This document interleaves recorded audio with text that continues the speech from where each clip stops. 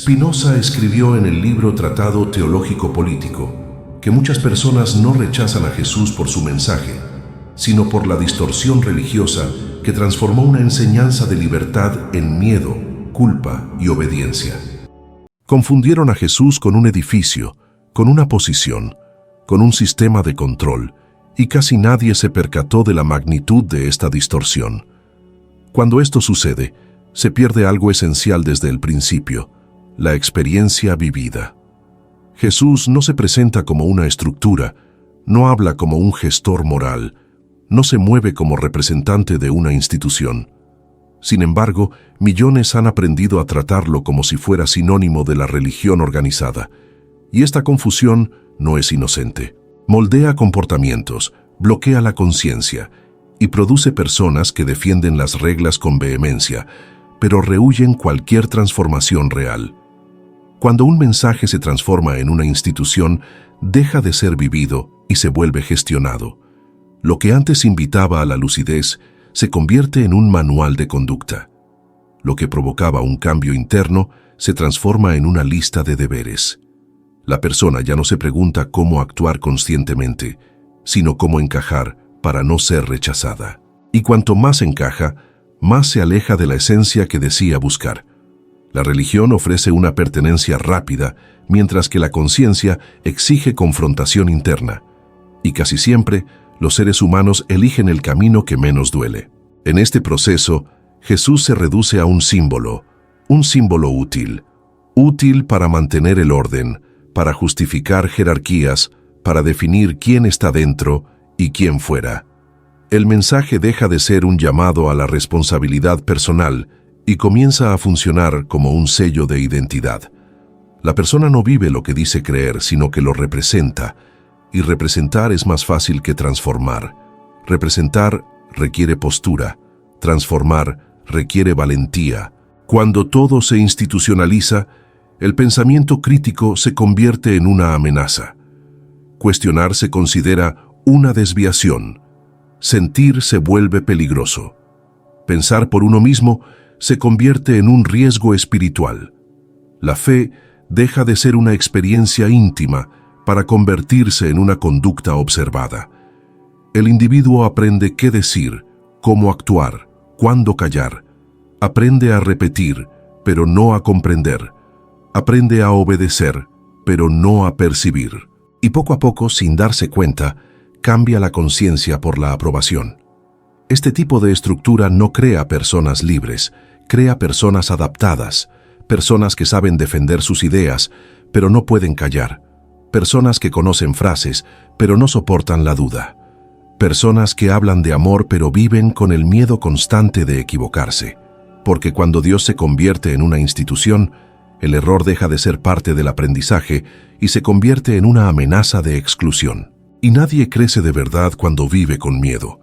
El problema más grave es que esta confusión crea una profunda desconexión interna. La persona comienza a externalizar su relación con lo sagrado. Ya no escucha a su propia conciencia, sino que espera instrucciones. Ya no observa su propia sombra, sino que señala las sombras de los demás. No vive el mensaje, sino que vigila las conductas. Y cuanto más vigila, menos se transforma. Cuanto más confía en la institución, menos contacto tiene con aquello que debería estar vivo en su interior. Jesús habló de conciencia, no de sumisión. Habló de claridad, no de repetición. Habló de responsabilidad personal, no de obediencia ciega. Pero cuando su imagen es captada por los sistemas, su mensaje se diluye hasta volverse seguro, predecible y controlable. Y un mensaje controlable nunca amenaza las estructuras, solo las refuerza. Esta es la trampa invisible. Las personas sinceras creen seguir un camino espiritual cuando en realidad solo mantienen una identidad cómoda. Defienden la institución con fiereza porque, en el fondo, saben que sin ella tendrían que examinarse a sí mismos. Y eso es aterrador. Porque examinarse a uno mismo requiere abandonar las ideas preconcebidas, afrontar las contradicciones internas y asumir la responsabilidad de la propia conciencia. Pero si Jesús no es una institución, ¿qué ocurre cuando alguien intenta vivir su mensaje sin el amparo de las normas, sin el escudo de la identidad religiosa, sin la comodidad de la pertenencia automática. Ahí es donde empieza a desmoronarse la confusión, y eso es precisamente lo que incomoda a tanta gente. No es el amor lo que sustenta muchas creencias, sino el miedo. Miedo a equivocarse, miedo a ser castigado, miedo a ser excluido, miedo a perder la protección. Cuando la fe nace de este lugar, no libera, sino que constriñe. La persona no se acerca a Jesús por una comprensión profunda, sino por miedo a las consecuencias de no hacerlo, y esto lo cambia todo. El vínculo deja de ser consciente y se vuelve defensivo. La fe se transforma en un escudo emocional contra la inseguridad humana, no en un camino hacia la claridad. El miedo es una fuerza poderosa porque paraliza el pensamiento. Quienes temen no investigan, no cuestionan, no profundizan, solo obedecen. Una fe así construida no crece, solo se repite. La persona aprende desde muy joven que dudar es peligroso, pensar es arriesgado, sentir es sospechoso. Así que se aferran a las reglas como quien se aferra a un tablón en medio del mar, no porque comprendan, sino porque les aterra hundirse. Esta lógica crea un tipo específico de relación con lo sagrado, la relación de rehén. El individuo cree estar protegido cuando, en realidad, está controlado por su propio miedo. Reza no para alinearse internamente, sino para evitar el castigo. Actúa no por claridad, sino por ansiedad. Cada decisión conlleva la tensión de estar bien o mal, de estar a salvo o perdido. No hay descanso interior, solo vigilancia constante. En este escenario, Jesús deja de ser un referente para la conciencia y se convierte en una figura de amenaza indirecta. No por lo que dijo, sino por cómo se utiliza su imagen. El amor se convierte en una condición, no en una esencia. La aceptación se convierte en una recompensa, no en un punto de partida. La persona comienza a vivir en un estado de alerta espiritual, siempre midiéndose, vigilándose, comparándose. Esto no produce madurez emocional, sino culpa crónica. El miedo también distorsiona el comportamiento. Hace que una persona parezca amable sin sentirla realmente. Le lleva a seguir patrones externos mientras ignora profundos conflictos internos. La persona aprende a aparentar tener razón, no a ser sincera, y cuanto más miedo siente, más rígida se vuelve, porque la rigidez da una sensación de control. Las reglas claras alivian la ansiedad de pensar, las prohibiciones firmes calman a quienes no confían en su propia conciencia. Como ya observó Baruch Spinoza, cuando el miedo gobierna la relación con Dios, la religión se convierte en una herramienta de control emocional. No hay necesidad de convencer mediante la razón cuando se puede gobernar mediante el miedo. El miedo crea dependencia, y la dependencia genera obediencia. La persona no busca comprender la vida, sino garantías contra el caos. Y cuanto mayor es el miedo interno, más se aferra a sistemas que prometen seguridad absoluta. El problema es que la seguridad basada en el miedo nunca es real. Requiere un refuerzo constante. Por eso, tantas personas necesitan reafirmar su fe constantemente, atacar a quienes piensan diferente y defender sus creencias con vehemencia. En el fondo, no están defendiendo a Dios, están defendiendo su frágil estabilidad emocional.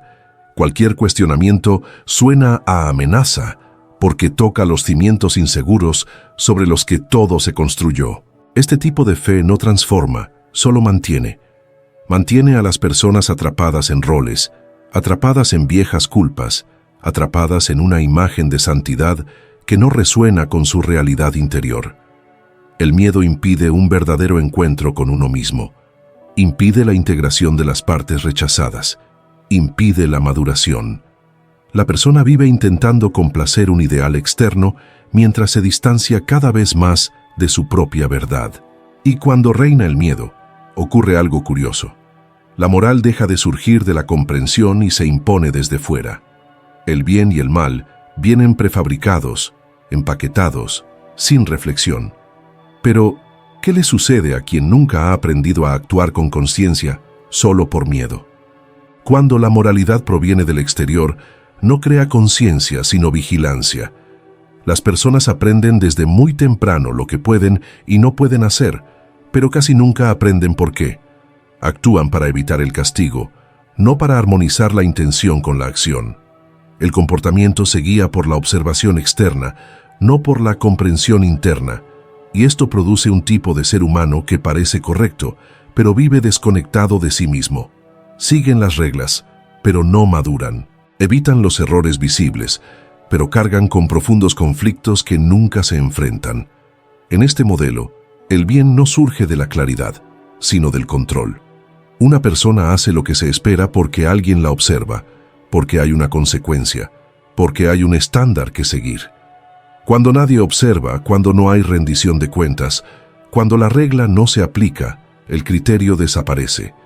Esto sucede porque la moral no se ha integrado, solo se ha impuesto. No se ha convertido en conciencia, se ha convertido en un hábito condicionado. La transformación interna exige algo que la moral externa evita a toda costa: el contacto con la propia sombra. Requiere reconocer impulsos contradictorios, deseos no resueltos, emociones incómodas, pero los sistemas basados en reglas preestablecidas no enseñan a lidiar con esto. Enseñan a ocultarlo, a suprimirlo, a fingir que no existe. La persona aprende a aparentar ser buena mientras lucha en silencio con todo lo que no se ajusta al estándar aceptado. Con el tiempo, esta represión cobra un alto precio. Las emociones incomprendidas no desaparecen, se transforman, surgen como juicio, rigidez e intolerancia. La persona empieza a medir a los demás con el mismo rasero que se usó contra ella. Señala defectos, denuncia desviaciones y corrige el comportamiento ajeno. No porque le importe la otra persona, sino porque necesita liberar su propia tensión interna. El juicio se convierte en una válvula de escape para lo que nunca se procesó. La moralidad externa también crea una ilusión peligrosa, la idea de superioridad. Quienes siguen las reglas se sienten superiores a quienes no las siguen. Esto alimenta el ego espiritual. La persona se cree mejor, más correcta, más cercana a Dios. Pero este sentimiento no proviene de la profundidad, sino de la comparación, y toda comparación revela inseguridad. Quienes están en paz consigo mismos no necesitan imponerse mediante la obediencia de los demás. Jesús no hablaba de cortesía, sino de intención. No hablaba de apariencias, sino de verdad. No hablaba de seguir reglas, sino de comprender el corazón humano. Cuando esto se reemplaza por la moralidad externa, el mensaje pierde su poder y se convierte en un código de conducta social. Algo que organiza grupos pero no transforma a los individuos. Algo que genera orden, pero no conciencia. Este tipo de moralidad no prepara a nadie para decisiones difíciles. Solo funciona mientras el camino esté iluminado por reglas claras.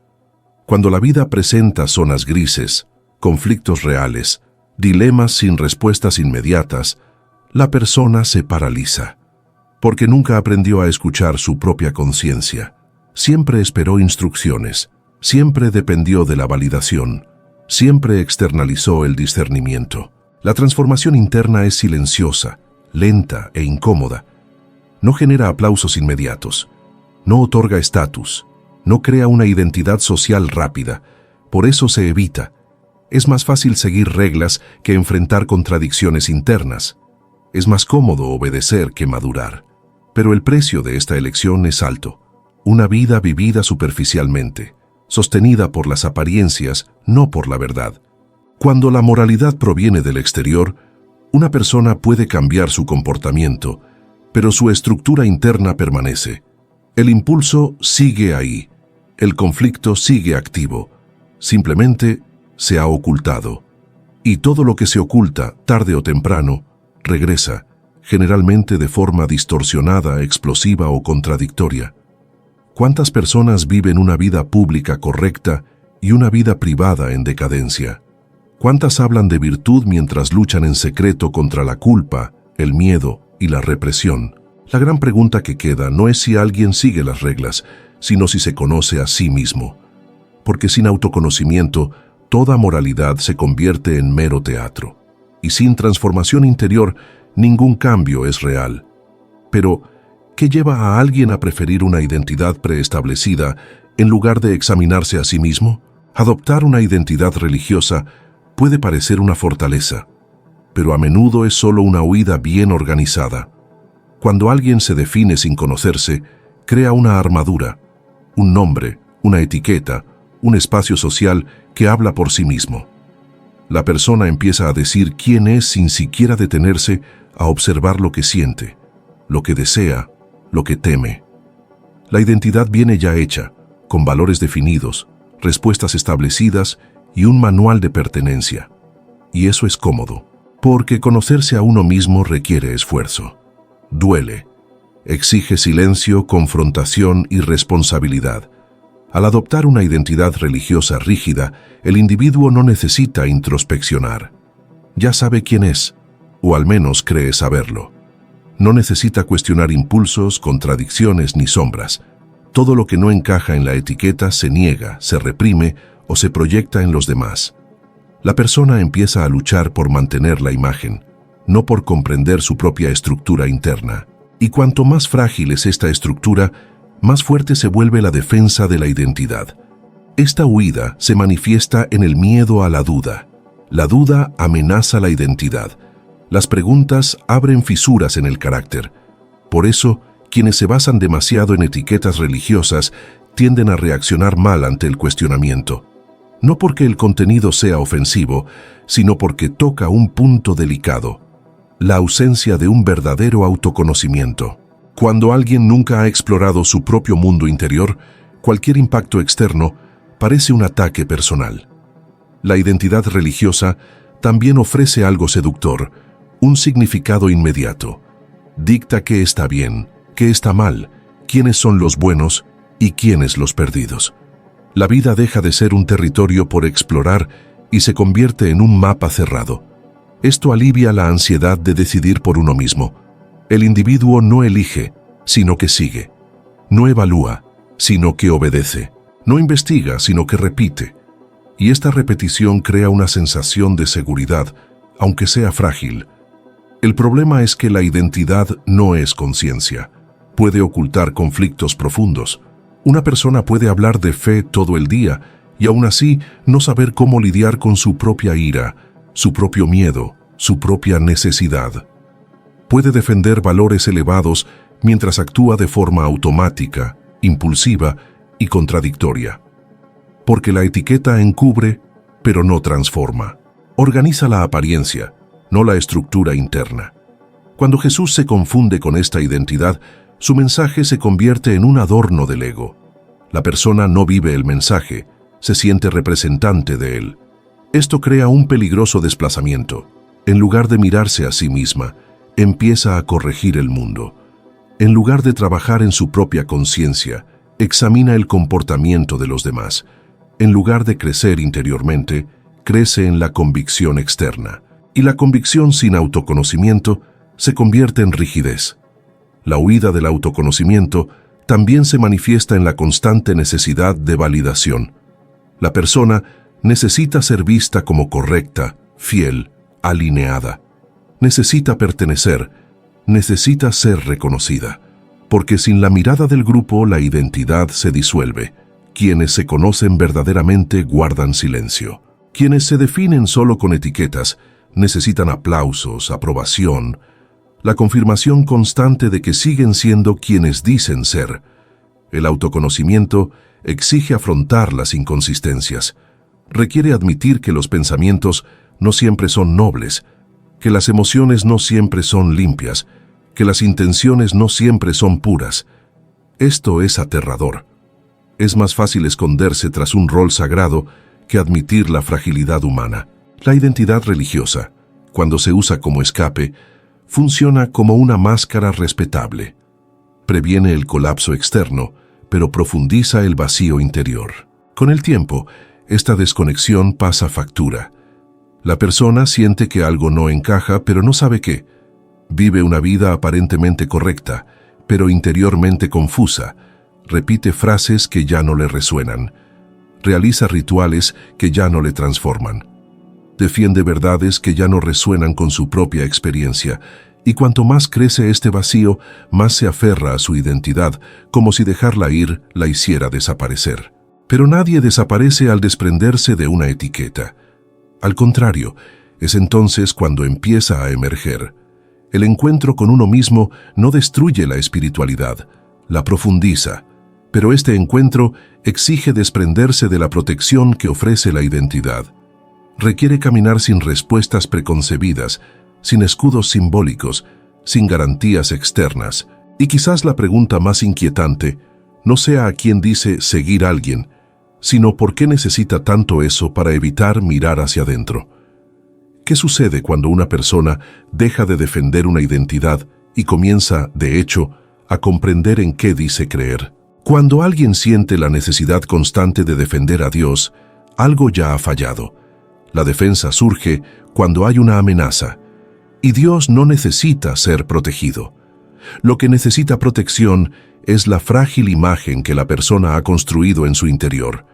Defender en este contexto no es un acto de fe profunda, sino una reacción emocional. Es el miedo a perder un fundamento que nunca fue sólido. Por eso hay tanta agresión, tanta urgencia, tanta tensión. No se defiende lo que se comprende, se defiende lo que se asimila mal. Estas personas confunden convicción con claridad.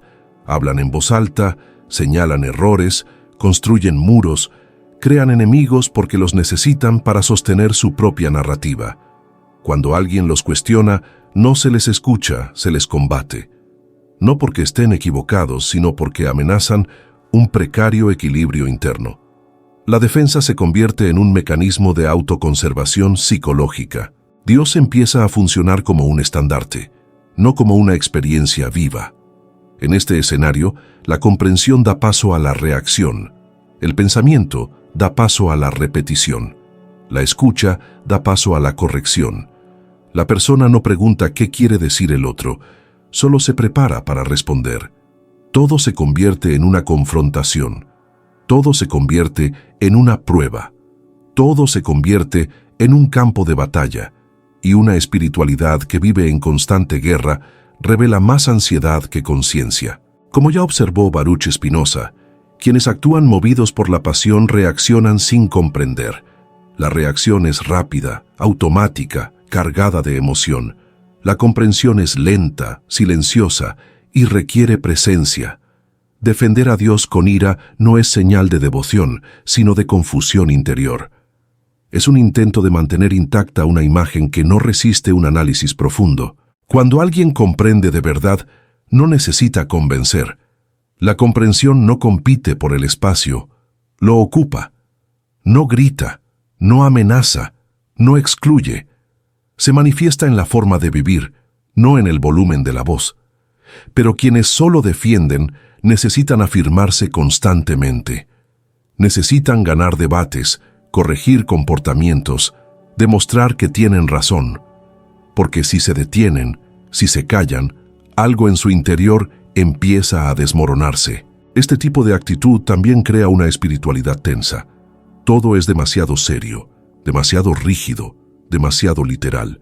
No hay espacio para el humor, para la duda honesta, para los matices. La vida se convierte en una prueba constante. Las personas se convierten en riesgos. El mundo se convierte en una amenaza. Y Dios, quien debería expandir la conciencia, es usado para limitarla.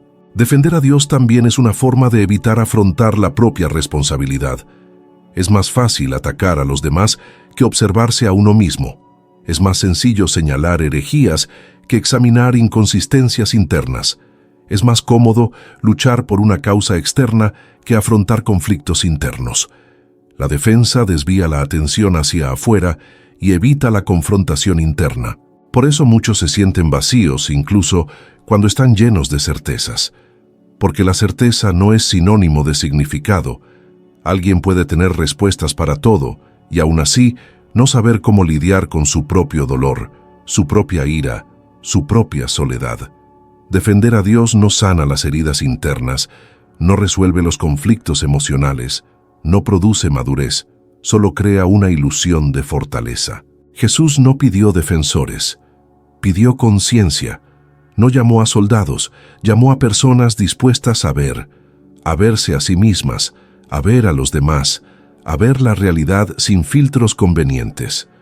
Cuando esta propuesta se cambia por la militancia religiosa, se pierde algo esencial.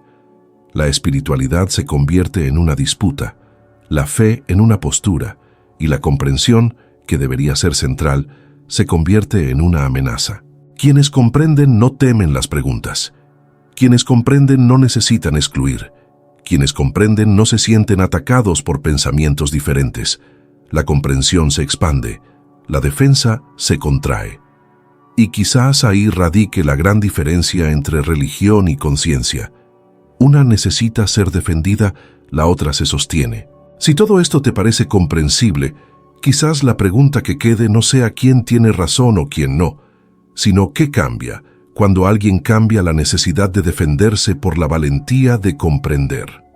Si este tema te resonó, dale a me gusta, suscríbete al canal, comparte tu perspectiva en los comentarios y sigue explorando los demás videos, porque este tema está lejos de terminar.